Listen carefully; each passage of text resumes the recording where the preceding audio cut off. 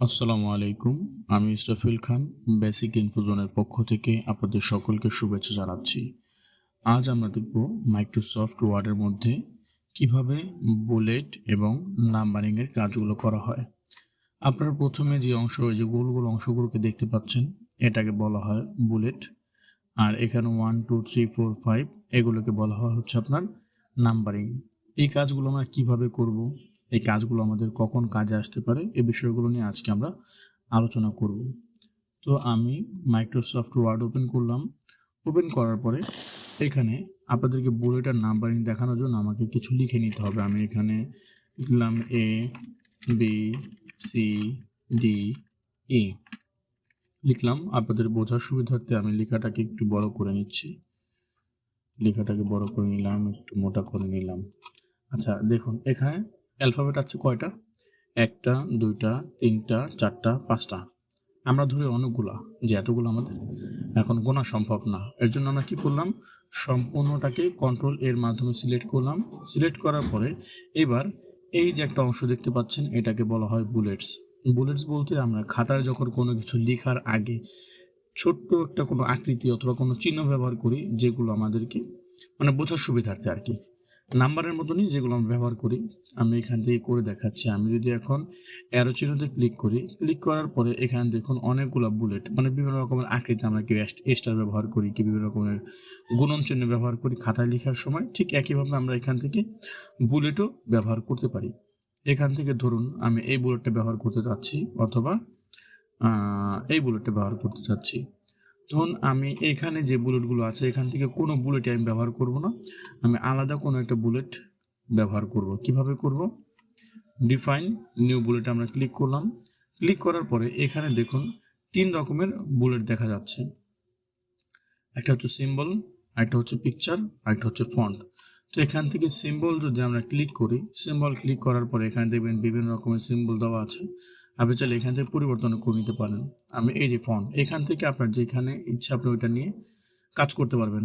আমি এটাতে ক্লিক করলাম। ক্লিক করার পরে এখানে দেখুন বিভিন্ন রকমের আইকন দেখা যাচ্ছে। আমি এটা নিব না, আমি অন্য আরেকটা নিই। আর এখান থেকে হচ্ছে একটু পরিবর্তন করে দিই। এখন ধরুন এইখান থেকে কোনো একটা আমি ব্যবহার করতে চাই, যেমন এই যে এটা আমি ব্যবহার করতে চাই। আমরা ক্লিক করলাম, ক্লিক করার পর এখান থেকে ওকেতে ক্লিক করলাম, এখান থেকে ওকেতে ক্লিক করলাম। তাহলে কি হবে, আমরা এই ওটাকে আমরা বুলেট হিসেবে ব্যবহার করতে পারবো। এবার এর পরে আমরা যদি কিবোর্ড থেকে এন্টার চাপ দিই তাহলে অটোমেটিক এই বুলেটটা চলে আসবে। আপনি এখানে যতগুলো লেখা লিখবেন এবং লেখার পরে যতবার এন্টার প্রেস করবেন ঠিক ততবার এখানে একটা করে আসবে। আপনারা চাইলে এইভাবে করে আপনাদের বুলেট পরিবর্তন করে নিতে পারবেন। এটা হচ্ছে আপনার ফন্ট, এটা হচ্ছে আপনার সিম্বল। এরপরে যদি আমরা চাই যে আমরা ছবি ব্যবহার করব, অবশ্যই আমাকে প্রথমে সবগুলো সিলেক্ট করে দিতে হবে। বুলেটে ক্লিক করলাম।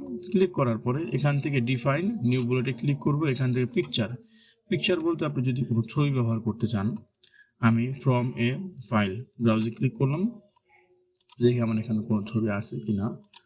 ডাউনলোড, না এখানে আমাদের কোনো ছবি নেই। আমরা এখান থেকে ধরি যে কোনো একটা ছবি নিলাম, ধরি এই ছবিটা নিলাম।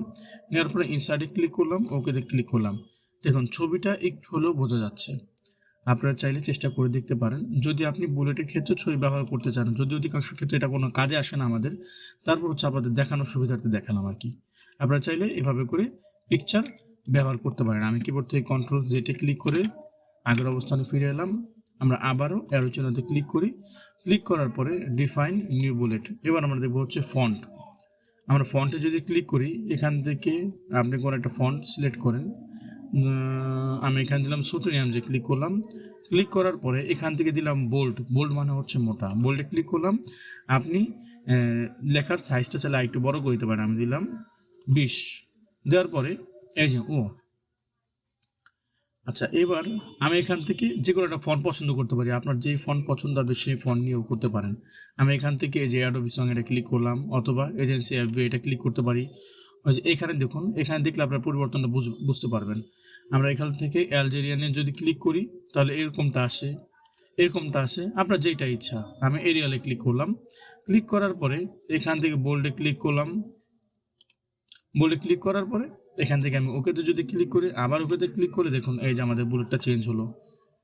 হ্যাঁ, এইভাবে চাইলে আমরা বুলেট ব্যবহার করতে পারি। আবার অনেক সময় দেখা যায় আপনি এই বুলেট ডান দিকে বা দিকে অথবা মাঝখানে নিয়ে আসতে চান, সেক্ষেত্রে কী করতে পারেন, সেক্ষেত্রে আপনার ডিফাইন নিউ বুলেটে যাবেন, যাওয়ার পর দেখেন অ্যালাইনমেন্ট এখানে দেওয়া আছে, আপনারা একটু দিকটায় খেয়াল করবেন। আমি অ্যারো চিহ্নতে ক্লিক করলাম, ক্লিক করার পর এখান থেকে যদি আমি সেন্টারে ক্লিক করি তাহলে কি হলো, এটা মাঝখানে চলে আসলো। আবার এখান থেকে যদি রাইটে ক্লিক করি তাহলে এটা কোথায় চলে আসলো, ডান দিকে চলে আসলো। রাইটের দিকে আমি এখান থেকে এবার বাইরের দিকে ক্লিক খেয়াল করেন, আমি এখান থেকে ওকেতে যদি ক্লিক করি এটা একটু ডান দিকে চলে গেল। এটা হচ্ছে আমাদের বুলেটের কাজ। আপনি আপনার সুবিধার ক্ষেত্রে নাম্বারিংও ব্যবহার করতে পারেন, সংখ্যা ব্যবহার করতে পারেন, অথবা এরকম চিহ্নগুলো ব্যবহার করতে পারেন। আমাদের আজকের টিউটোরিয়ালটি এ পর্যন্তই। ধন্যবাদ, সকলে ভালো থাকবেন।